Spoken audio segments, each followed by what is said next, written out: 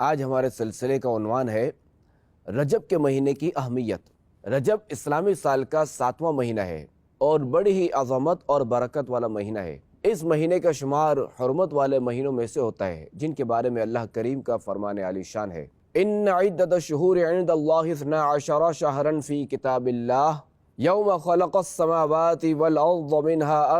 4 حرم ذلك الدین القیم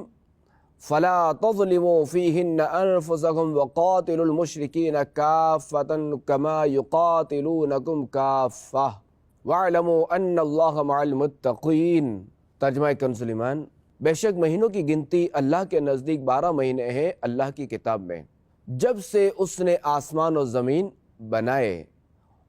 ان میں سے 4 حرمت والے ہیں۔ یہ سیدھا دین ہے، تو ان مہینوں میں اپنی جان پر ظلم نہ کرو اور مشرکوں سے ہر وقت لڑو جیسا وہ تم سے ہر وقت لڑتے ہیں،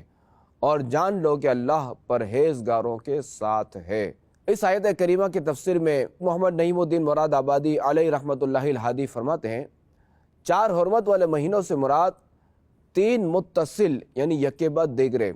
ذوالقعدہ، ذوالحجہ اور محرم، اور 1 مہینہ الگ سے وہ ہے رجب۔ مزید فرماتے ہیں مفتی صاحب کہ عرب لوگ زمانہ جاہلیت میں بھی ان میں قتال یعنی جنگ حرام جانتے تھے،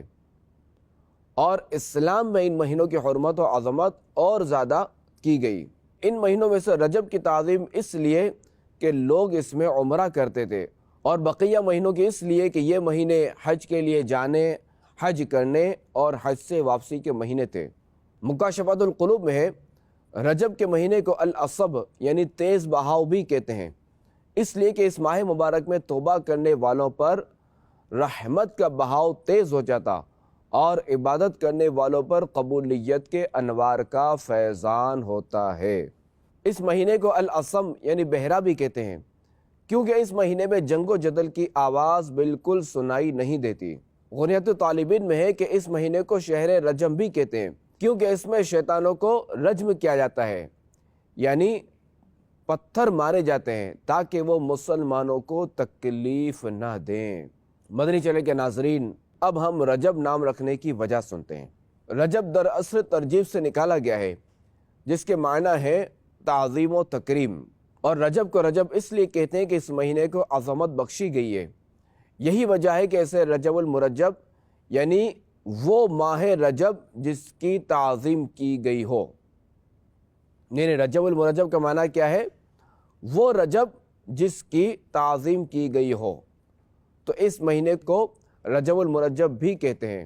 چنانچہ علامہ عبد الکریم بن محمد رافعی رحمۃ اللہ تعالی علیہ فرماتے ہیں کہ رجب کو رجب کہنے کی وجہ یہ ہے کہ عرب لوگ اس مہینے کی بہت زیادہ تعظیم کیا کرتے تھے اور اس میں لڑائی جھگڑا کرنا حرام سمجھتے تھے۔ رجب کے مہینے کو شہر عصم کہنے کی وجہ یہ ہے کہ رجب کے علاوہ جتنے بھی مہینے ہیں سب اپنے اندر ہونے والے اچھے اور برے تمام واقعات کی بروز قیامت گواہی دیں گے۔ اگر ان مہینوں میں نیکیاں کی ہوں گی تو نیکیوں کی گواہی دیں گے، اور اگر معاذ اللہ برائیاں کی ہوں گی تو برائیوں کی گواہیاں دیں گے۔ لیکن رجب المرجب وہ مبارک مہینہ ہے کہ یہ صرف اور صرف نیکیوں کی گواہی دے گا اور برائیوں کی گواہی نہیں دے گا، اس لیے اس مہینے کا ایک نام شہر عصم بھی ہے۔ چنانچہ امام اہل سنت سید اعلیٰ حضرت امام احمد رضا خان رحمۃ اللہ تعالی علیہ فرماتے ہیں، ہر مہینہ اپنے ہر قسم و تابع یعنی واقعات کی گواہی دے گا سوائے رجب کے کہ حسنات یعنی اچھائیاں بیان کرے گا اور سیئات یعنی برائیوں کے ذکر پر کہے گا کہ میں بہرا تھا، مجھے خبر نہیں، اس لیے اسے شہر عصم کہتے ہیں۔ بزرگان دین رحمہم اللہ المبین فرماتے ہیں، رجب میں 3 حروف ہیں، را، جیم، با۔ را سے مراد رحمت الہی، جیم سے مراد بندے کا جرم، اور با سے مراد بر یعنی احسان و بھلائی۔ گویا کہ اللہ کریم فرماتا ہے، میرے بندے کے جرم کو میری رحمت اور بھلائی کے درمیان کر دو۔ عارف باللہ شیخ ضیاء الدین عبدالعزیز رحمۃ اللہ تعالی علیہ بعض علماء سے نقل فرماتے ہیں، جب دور جاہلیت میں لوگ رجب کے مہینے میں نیزے چھپا لیتے اور جنگ سے رک جاتے تھے تو مسلمان اس مہینے میں اپنی زبانوں کی حفاظت کیوں نہیں کرتے اور ہتک حرمت یعنی بے حرمتی سے کیوں نہیں رکتے؟ بے شک بعض مواقع پر زبان ننگی تلوار اور نیزائے نوکدار سے زیادہ نقصان دہ ہوتی ہے۔ مدنی چینل کے ناظرین، دیکھا آپ نے کہ رجب المرجب کتنا پیارا مہینہ ہے کہ اس مہینے کی زمانہ جاہلیت میں بھی تعظیم کی جاتی تھی۔ اس مہینے میں نیزوں کو چھپا لیا جاتا تھا اور یہ مہینہ نیکیوں کی گواہی دے گا۔ تو ہمیں بھی چاہیے کہ ہم اس مہینے کا ادب و احترام کریں، اس میں خوب نیک اعمال کریں اور ایسے کاموں سے خود کو بچائیں جن سے لوگوں کو تکلیف پہنچتی ہو۔ یاد رکھیے کہ تکلیف صرف ہاتھ سے ہی نہیں ہوتی بلکہ زبان سے بھی ہوتی ہے، لہذا اپنی زبان کی حفاظت کیجیے کہ جب یہ چلتی ہے تو کیا کر ڈالتی ہے۔ مشہور تابعی بزرگ حضرت سیدنا سفیان ثوری رحمۃ اللہ تعالی علیہ فرماتے ہیں کہ لوگوں کا تیر کا پھینکنا زبان کے ذریعے اذیت پہنچانے سے زیادہ آسان ہے، کیونکہ کمان کا تیر خطا ہو سکتا ہے، اس کا نشانہ غلط لگ سکتا ہے، کسی کہیں اور جا سکتا ہے، لیکن زبان کا تیر کبھی بھی خطا نہیں کھاتا۔ حضرت سیدنا سفیان ثوری رحمۃ اللہ تعالی علیہ نے کتنے اچھے انداز میں زبان کی تکلیف کی ہلاکت خیزیوں کی نشاندہی فرمائی ہے کہ واقعی لوہے کے نوکیلے تیر کے مقابلے میں زبان کا زخم سخت تر ہوتا ہے۔ تیر کا زخم جلدی بھر جاتا ہے مگر زبان سے کی ہوئی غیبت یا دل آزاری کا زخم آسانی سے نہیں بھرتا۔ اور عربی مقولہ ہے، جرح الکلام اصعب من جرح الحسام، یعنی زبان کا زخم تلوار کے زخم سے زیادہ سخت ہوتا ہے۔ مدنی چینل کے ناظرین، رجب کا مہینہ حرمت والے مہینوں میں سے ہے اور ان مہینوں میں نیکیاں کرنے کا اجر و ثواب بڑھا دیا جاتا ہے۔ چنانچہ مشہور تابعی بزرگ حضرت سیدنا قتادہ رحمۃ اللہ تعالی علیہ فرماتے ہیں، حرمت والے مہینوں میں نیک عمل کا اجر بڑھ جاتا ہے۔ حضرت سیدنا انس رضی اللہ تعالی عنہ سے روایت ہے کہ خاتم النبیین صلی اللہ تعالی علیہ وآلہ وسلم کا فرمان عالی شان ہے، جس نے ماہ حرام میں 3 دن جمعرات، جمعہ اور ہفتے کا روزہ رکھا، اس کے لیے 700 سال کی عبادت کا ثواب لکھا جائے گا۔ تو اے عاشقان رسول، اس ماہ مبارک میں نیک عمل کرنے والوں کی بھی کیا شان ہے۔ چنانچہ بیت المقدس میں ایک عورت رجب المرجب کے ہر دن میں 12,000 مرتبہ سورہ اخلاص یعنی قل هو اللہ احد یہ پوری سورت پڑھا کرتی تھی اور اس پورے مہینے میں اونی لباس پہنتی تھی۔ ایک بار وہ بیمار ہو گئی تو اس نے اپنے بیٹے کو وصیت کی کہ مجھے اسی اونی لباس میں دفن کیا جائے۔ جب وہ مر گئی تو اس کے بیٹے نے اسے عمدہ کپڑوں کا کفن پہنایا۔ رات کو اس نے خواب میں اپنی والدہ کو دیکھا کہ وہ کہہ رہی تھی کہ میں تجھ سے خوش نہیں ہوں کیونکہ تو نے میری وصیت پوری نہیں کی۔ وہ گھبرا کر اٹھ بیٹھا اور اپنی ماں کا وہ لباس اٹھایا تاکہ اسے بھی قبر میں دفن کر آئے۔ اس نے جا کر ماں کی قبر کھودی مگر اسے قبر میں کچھ نہ ملا۔ وہ بہت حیران ہوا۔ تب اس نے یہ ندا سنی کہ کیا تجھے معلوم نہیں کہ جس نے رجب میں ہماری اطاعت کی ہم اسے تنہا اور اکیلا نہیں چھوڑتے۔ اے عاشقان رسول، مدنی چینل کے ناظرین، یاد رہے کہ جس طرح حرمت والے مہینوں میں نیکیوں کا اجر و ثواب بڑھا دیا جاتا ہے، اسی طرح گناہوں کا بھی معاملہ ہے۔ چنانچہ حضرت سیدنا عبداللہ بن عباس رضی اللہ تعالیٰ عنہ فرماتے ہیں کہ اللہ کریم نے ان 12 مہینوں میں سے 4 مہینوں کو خصوصیت عطا فرمائی اور ان کی حرمت و عظمت بخشی،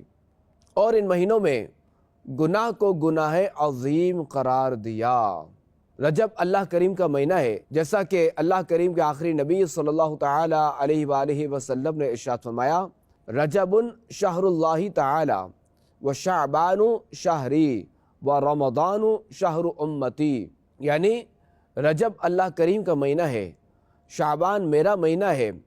اور رمضان میرے امتیوں کا مہینہ ہے۔ یوں تو ہر مہینہ ہی اللہ کریم کا ہے،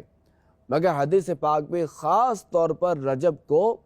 اللہ کریم کا مہینہ کیوں قرار دیا گیا؟ اس کی حکمت بیان کرتے ہوئے علامہ عبدالرؤف مناوی رحمۃ اللہ تعالی علیہ فرماتے ہیں کہ ماہ رجب کو اللہ کریم کی طرف منسوب کرنا اس مہینے کی شرافت و عظمت پر دلالت کرتا ہے۔ شیخ شہاب الدین احمد بن حجازی رحمۃ اللہ تعالی علیہ یہ حدیث پاک ذکر کرنے کے بعد فرماتے ہیں، حرمت والے 3 مہینے ذوالقعدہ، ذوالحجہ اور محرم تو لگاتار ہیں، اور ایک مہینہ اکیلا ہے جو کہ رجب ہے۔ صوفیہ کرام فرماتے ہیں، بے شک اللہ کریم یکتا ہے، یعنی ایک ہے، اکیلا ہے، تو اللہ کریم کا مہینہ بھی تنہا ہے، لہذا اللہ کریم سے محبت کرنے والے کو بھی چاہیے کہ وہ اپنی محبت تنہا کے ساتھ رکھے، تاکہ دنیا میں اس کے اندر یکتا کی عبادت کی صلاحیت پیدا ہو اور آخرت میں یکتا کے دیدار کی قابلیت پیدا ہو۔ حضرت سیدنا انس بن مالک رضی اللہ تعالیٰ عنہ فرماتے ہیں، رجب المرجب کا مہینہ آتا تو خاتم النبیین صلی اللہ تعالیٰ علیہ وآلہ وسلم یہ دعا کیا کرتے تھے، اللہم بارک لنا فی رجب و شعبان و بلغنا رمضان، یعنی اے اللہ ہمارے لیے رجب اور شعبان میں برکت فرما اور ہمیں رمضان نصیب فرما۔ اس حدیث پاک کی شرح میں حکیم الامت مفتی احمد یار خان نحوی رحمۃ اللہ تعالی علیہ فرماتے ہیں کہ صوفیہ کرام فرماتے ہیں کہ رجب تخم یعنی بیج بونے کا مہینہ ہے، شعبان پانی دینے اور رمضان فصل کاٹنے کا مہینہ ہے، کہ رجب میں نوافل میں خوب کوشش کرو، شعبان میں اپنے گناہوں پر رو، اور رمضان میں رب تبارک و تعالی کو راضی کر کے اس کھیت کو خیریت سے کاٹو۔ ان کے اس قول کا ماخذ یہ بیان کردہ حدیث ہے، یعنی رجب میں ہماری عبادتوں میں برکت دے اور شعبان میں خشوع و خضوع دے اور رمضان کا پانا اس میں روزے اور قیام نصیب کر۔ تو یہ عاشقان رسول اس حدیث پاک سے معلوم ہوا کہ نیک اعمال کے لیے فضیلت والے زمانے تک زندہ رہنے کی دعا کرنا مستحب ہے، کیونکہ بندہ مومن کی عمر زیادہ ہوتی ہے تو اس کی بھلائی بھی زیادہ ہوتی ہے، اور لوگوں میں سے بہتر آدمی وہ ہے کہ جس کی عمر لمبی اور عمل اچھا ہو۔ بزرگان دین رحمت اللہ تعالی علیہم پسند کرتے تھے کہ انہیں نیک اعمال کے بعد موت آئے، جس سے رمضان کا روزہ رکھنے کے بعد حج سے واپسی پر موت آ جائے۔ کہا جاتا تھا کہ جس کا یوں انتقال ہوتا ہے اس کو بخش دیا جاتا ہے۔ ایک نیک عالم دین رجب المرجب سے پہلے بیمار ہو گئے تو فرمانے لگے کہ میں نے اللہ کریم سے دعا کی ہے کہ میری وفات رجب المرجب تک مؤخر فرما دے، کیونکہ مجھے یہ خبر پہنچی ہے کہ ماہ رجب میں اللہ کریم بندوں کو دوزخ سے آزاد فرماتا ہے۔ چنانچہ اللہ کریم نے انہیں رجب المرجب عطا فرمایا اور اسی مہینے میں ان کا انتقال ہوا۔ اور یہ بھی یاد رہے کہ رجب المرجب کا مہینہ دعائیں قبول ہونے میں بڑی اہمیت کا حامل ہے، کہ زمانہ جاہلیت میں بھی لوگ اس مہینے کی تعظیم کیا کرتے، اپنے اوپر کیے گئے ظلم کے خلاف کوئی بد دعا وغیرہ نہ کرتے، لیکن جب رجب المرجب کا مہینہ آتا تو وہ لوگ ظالم کے خلاف دعا کرتے تو ان کی دعا قبول ہو جاتی۔ حضرت امام زکریا قزوینی رحمۃ اللہ تعالی علیہ اور شارح بخاری حضرت سیدنا امام قسطلانی رحمۃ اللہ تعالی علیہ بیان فرماتے ہیں کہ کثیر احادیث مبارکہ ماہ رجب کی عظمت و شان پر دلالت کرتی ہیں کہ اس میں عبادتیں قبول اور دعائیں مستجاب ہوتی ہیں، کہ زمانہ جاہلیت میں کوئی مظلوم شخص اگر ظالم کے لیے بد دعا کرنا چاہتا تو اپنا ارادہ ماہ رجب تک مؤخر کر دیتا اور رجب کے آنے پر ظالم کے خلاف دعا کرتا تو وہ دعا قبول ہو جایا کرتی تھی۔ اور یہ بھی سنیے، 5 راتیں ایسی ہیں کہ جن میں دعا رد نہیں کی جاتی۔ نمبر 1 جمعرات اور جمعہ کی درمیانی رات، نمبر 2 رجب کی پہلی یعنی رجب کی چاند رات، نمبر 3 15 شعبان کی رات یعنی شب براءت، نمبر 4 عید الفطر کی چاند رات، اور نمبر 5 عید الاضحیٰ کی رات یعنی ذوالحجہ کی 10ویں رات۔ رجب المرجب کا مہینہ کثرت سے استغفار کرنے کا مہینہ ہے، جیسا کہ خاتم النبیین صلی اللہ تعالی علیہ وآلہ وسلم کا فرمان عالی شان ہے، رجب کے مہینے میں استغفار کی کثرت کرو، بے شک اس کے ہر لمحے میں